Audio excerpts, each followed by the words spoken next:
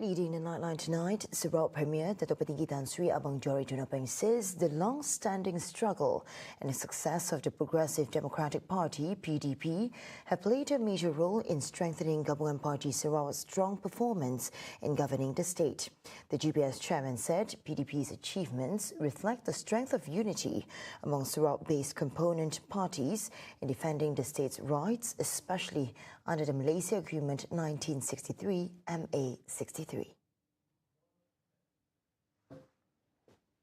Mengucap tahniah kepada PDP di atas kejayaan PDP selama ini, dan sudah tentunya kejayaan ini juga memberikan sokongan kepada prestasi GPS di Sarawak.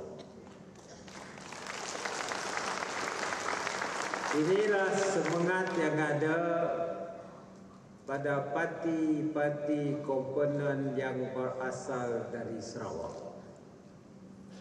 Kita bersatu untuk mempertahankan hak Sarawak di bawah MA 63. Abang Johari stresses that the struggle of Sarawak's local parties has always been guided by the spirit of MA 63 agreed upon by Sarawak, Sabah and Peninsular Malaysia.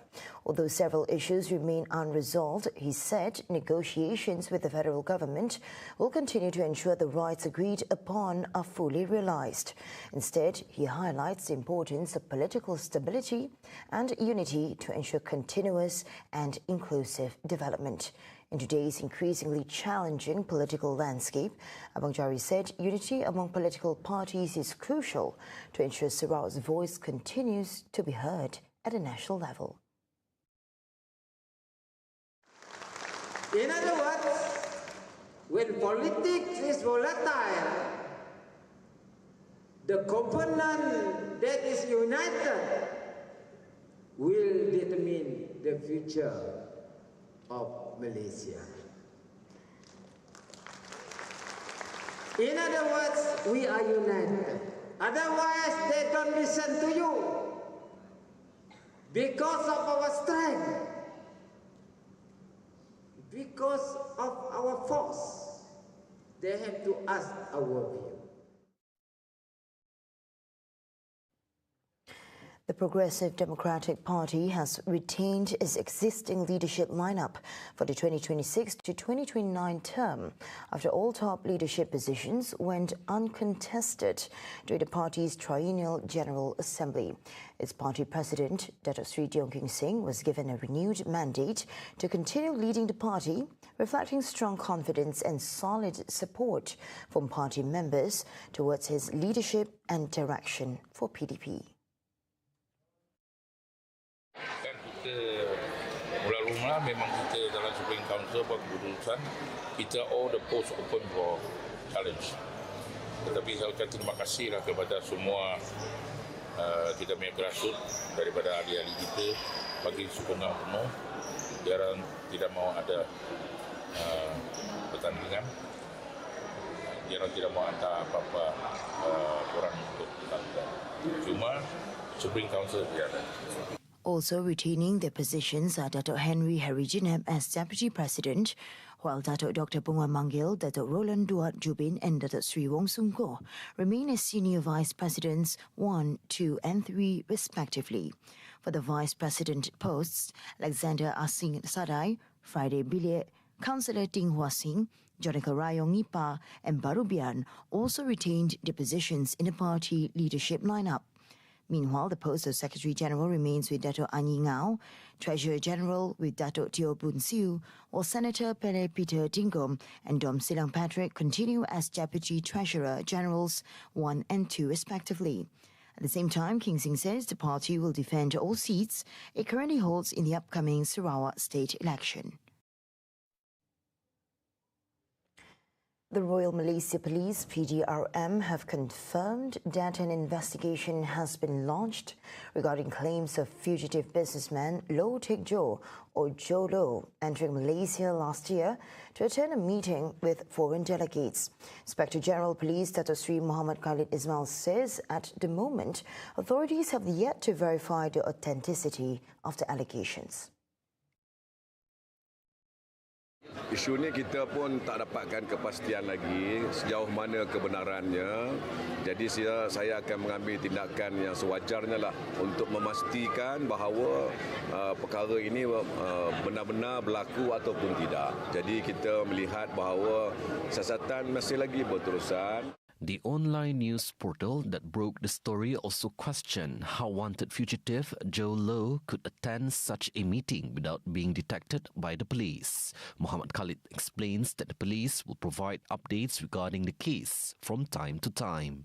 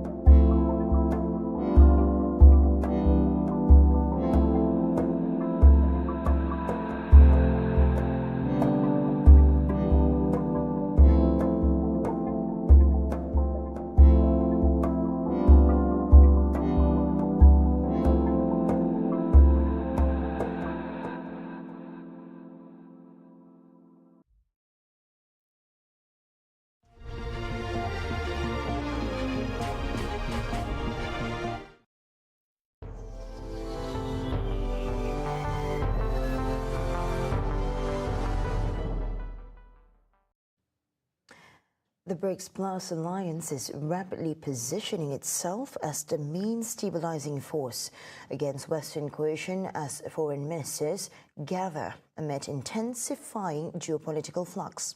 The alliance is confronting ongoing conflicts and economic uncertainties head-on, with emerging markets increasingly looking to the bloc to construct a new multipolar world order. Iran used the platform to blast what it calls unjustified military actions by the US in Israel, as Russia and India vow to accelerate bilateral trade targets. RT correspondent Vinayak Dixit has the report. Highly anticipated BRICS foreign ministers meeting is underway right now as we speak. This happens to be an important, a very essential meeting in terms of the fact that it is a precursor to the BRICS Leaders Summit, which is scheduled to take place here in India in September 2026. Now, India happens to be chairing this year's BRICS, something that it has done thrice in the past as well. In fact, India's External Affairs Minister Dr. S. Jaishankar mentioned that India, as president of the BRICS, is taking forward discussions on institutional development into including more and more new members into the BRICS framework as well. The minister also talked about the instability and the crises that prevail around the world today in today's time, and how the BRICS member nations are only going to act as a stabilizing role, are only going to play a stabilizing role as far as that matter is concerned. Most interestingly, the Iranian Foreign Minister Abbas Araghchi is also in attendance here for the foreign ministers meet.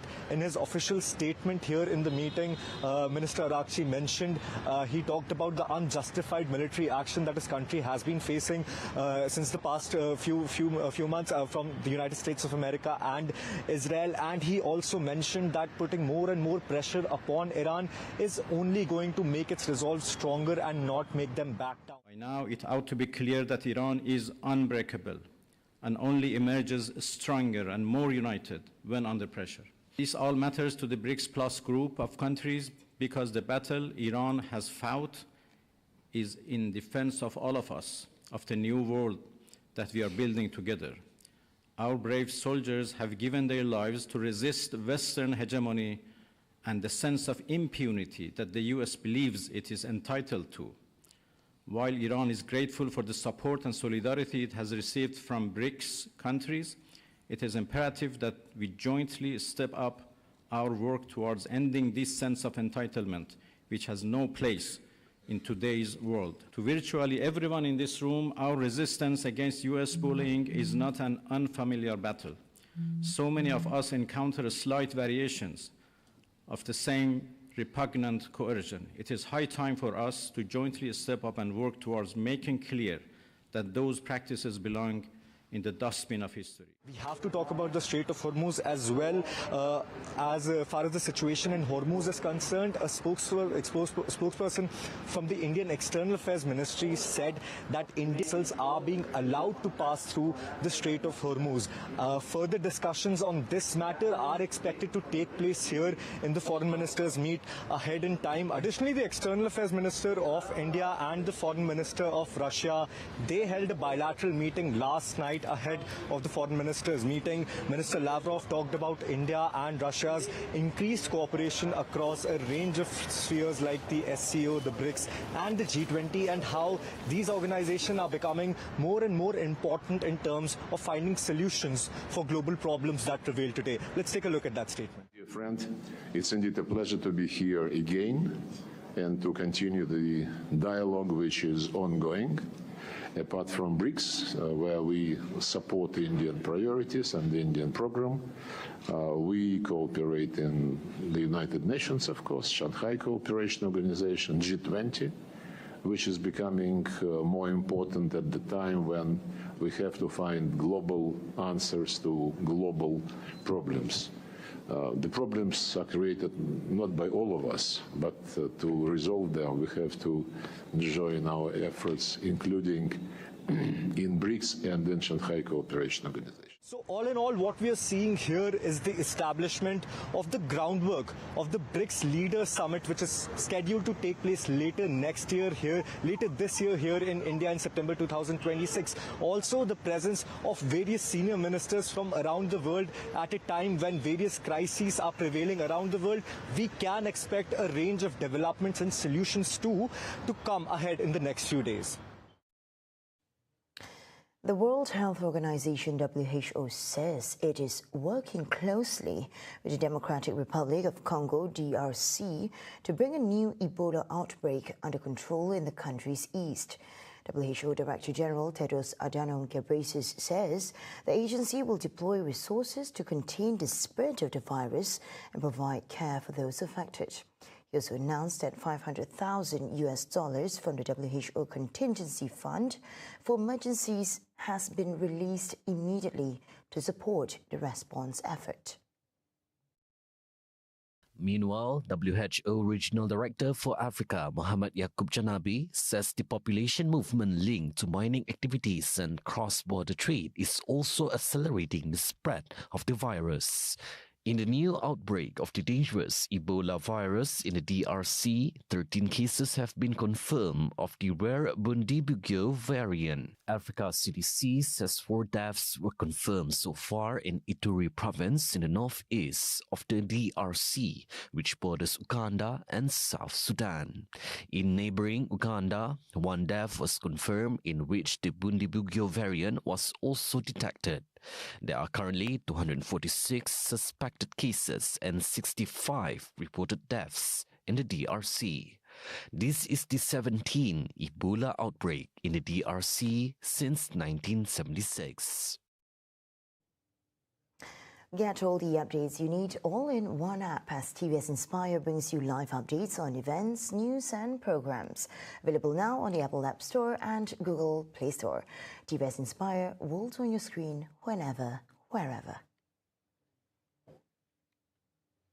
And those were the updates on TVS Nightline. I'm Shulshmato. Thank you for watching and have a good night.